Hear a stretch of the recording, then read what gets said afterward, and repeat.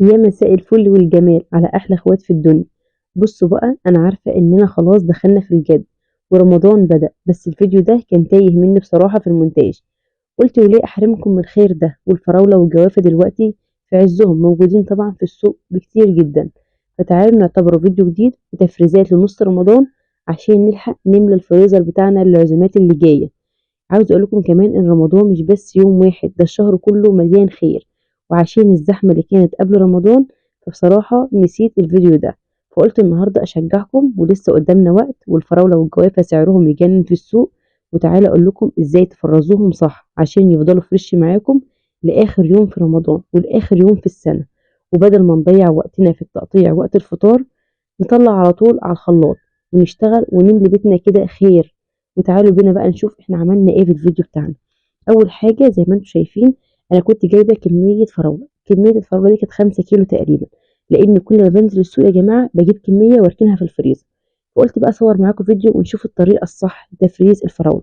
انا كل سنه بصراحه بفرز الفراوله، وبتفضل معايا فريش، وبطلعها من الفريزر احطها في الخلاط، بتبقى اكنك لسه جايباها بالظبط.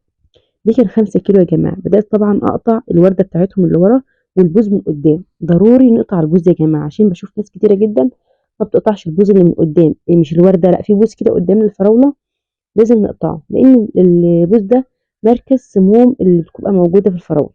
فإحنا ننضّفه، ننضّف الفراولاية كده ونضبّطها زي ما أنتم شايفين. وضروري جدًا نغيّر المَيّة مرّة و2 و10. يعني أنا بدأت أقطّع فراولاية، فراولاية، خَد منّي وقت طبعًا، لكن بصراحة باكون مرتاحة. يعني مثلًا جِه ضيف عندي فجأة، هاطلّع كيس على طول وعلى السريع وهافرمه. بيبقى أحسن من الحاجة الساقعة، وأحسن طبعًا من أي حاجة هتجيبيها مُعلبة من المحلات. فده حاجة فريش موجودة في بيتي طول السنة. عايزة أقول لكم مش دي الكمية بس اللي أنا خزّنتها، أنا خزّنت كمية كتيرة جدًا قبل كده. كل ما كنت باروح السوق ألاقيها قدّامي ورخيصة أجيب. هي أصلًا سعرها يا جماعة ما غليش، صراحة السنة دي ما غليش خالص. يعني هي كان آخرها خالص أول لمّا نزلت كانت ب35، بدأت تنزل لحد 20. يعني أنا كنت جايبة ال5 كيلو ب100، كان سعرها طبعًا ممتاز. والجوافة برضه نفس السعر، بس خلّينا في الفراولة لحد ما نخلّصها وبعد كده نخش على الجوافة. فأنا بصراحة من عشاق التفريزات الحاجات ديًّا في موسمها، يعني سواء بقى المانجا، الفراولة، الجوافة. بصراحة يعني باحب أخزّنها عشان إحنا بنشتاق لها كده في الموسم اللي ما باكونش موجودة فيه. زي ما أنتم شايفين، بدأت أغسل الفراولة بتاعتي كويس جدًا، وأقطع طبعًا بوزها، وأقطع الوردة بتاعتها وأضبّطها كده وأغسلها بقى. أفضل أغسل، أغسل، أغسل، لدرجة وأنا باغسل باحط معلقة خل. معلقة الخل ديًّا بصراحة بتفرق جدًا، بتقتل السموم. لو في سموم عندِك بتقتلها طبعًا في الفراولة. إحنا شاريين الفراولة مش عارفين صاحب الأرض رششها إيه، مرشوشة والّا مش مرشوشة، فلازم ننضّفها جدًا. زي ما أنتم شايفين كل شوية أغيّر المَيّة وأنقل مَيّة من مَيّة، لإن الفراولة بتنزّل مَيّة كتير بتبقى مش كويسة وفيها رملة. فإحنا لازم نكون حريصين إن إحنا ننضّفها كويس جدًا. تفريزاتها يا جماعة سهلة جدًا، مش محتاجة أي افتكاسات، لأ، سهلة وبسيطة. يعني أي حد يقدر يعملها بصراحة. أنا فرّزتها مرّة و2 و3 بالطريقة دي، عجبتني. شوفوا أنا باورّيكم المَيّة، باقول لكم أنا فضلت أنضّف في المَيّة لحد ما كانت مَيّة تنشرب، يعني بقت معايا نضيفة خالص. ما تملّيش، لأ، نضّفي مرّة و2. أنتِ بتنضّفي ليكِ ولأولادِك، طبعًا بتمنعي أي حاجة وِحشة تخُش بطن أولادِك. فأنتِ أي أم فينا طبعًا هي عمود البيت في النضافة. النضافة ديًّا بيعود عليها حاجات كتيرة قدّام، إن إحنا ننضّف حاجتنا أول بأول. وصدقوني يعني الناس اللي ما بتحبش تفرّز الفاكهة أو تفرّز أي حاجة، بتفرق جدًا والله يا جماعة. سواء بتفرّزوا مثلًا طماطم، بتفرّزوا خضار، بتفرّزوا فاكهة، بتفرق جدًا. في ناس بتشتغل، في ناس بتبقى موظفة، ترجع من شغلها تلاقي حاجتها في التلاجة، تلاقي الخير فعلًا مليان، ما تضطرش إن هي تنزل تشتريه. زي ما أنتم شايفين بدأت بقى أكيّس. دي أكياس تلاجة عادية جدًا، بنجيبها من أي محل أو من أي سوبر ماركت. في قسم طبعًا الأكياس. بتلاقيها بتقوم جاية. أنا مش جايبة سهلة الغلق ولا حاجة، أنا كنت باجيب سهلة الغلق. لكن صراحة الكمية اللي لقيتها أو المقاس اللي لقيته صغير، فالأسرة زادت ما شاء الله ربنا يخلّي. فبدأت بقى إن أنا أكبّر. يعني كل سنة باجيب الأكياس دي بتبقى نُص كيلو تقريبًا. لكن أنا بصراحة السنة دي كنت عاملة الكيس حوالي كيلو، لإن في ناس مثلًا ضيف يخش عليكِ فجأة، ممكن تعملي أكياس صغيرة وأكياس كبيرة. مثلًا لو أنتِ وزوجِك وطفل تعملي كيس صغير على قدّكم. لو بقى كيس كبير لو في حد ضيف دخل والّا حاجة. لكن أنا بصراحة كنت عارفة يعني قدر اللي أنا باعمله، فكنت مضبّطة الدنيا عندي، وكنت عاملة الأكياس حوالي كيلو أو كيلو إلا ربع، فكانت مضبّطة الدنيا. وبتطلع لي حوالي 7 8 كوبايات، فما شاء الله بيملى يعني شفشق كبير، وبألف هنا وشفا. بصراحة جميلة جدا. كان كمان في جوافة. الجوافة يا جماعة بصراحة قمة ظلمها، عشان أنا وأنا بمنتج كده استغربت لونها، لكن أنا وأنا بعملها كانت فاتحة عن كده وكانت جميلة. كانت الجوافة طبعا حلوة. والراجل بقى الله يستره الله يستره بجد يعني. هو اللي عبّى. أنتم متخيلين بقى لمّا حد بيعبّي لِك الحاجة مش زي اللي أنتِ بتنقّيها، فالجوافة مش عارفة ليه يعني لاحظت كده الفترة اللي فاتت ديّة إن معظم البياعين ما عادوش بيخلّونا ننقّي الفاكهة، يقول لِك لأ إحنا اللي هننقّي، يا عم الحاج إحنا دافعين فلوس، لأ ما فيش فايدة، مهما تتكلّمي مش عاجبِك امشي، فأنتِ مضطرة تجيبي. برضه الجوافة كانت بنفس السعر تقريبًا أو ب25. كانت الجوافة ب25 كانت غالية عن الفراولة 5 جنيه.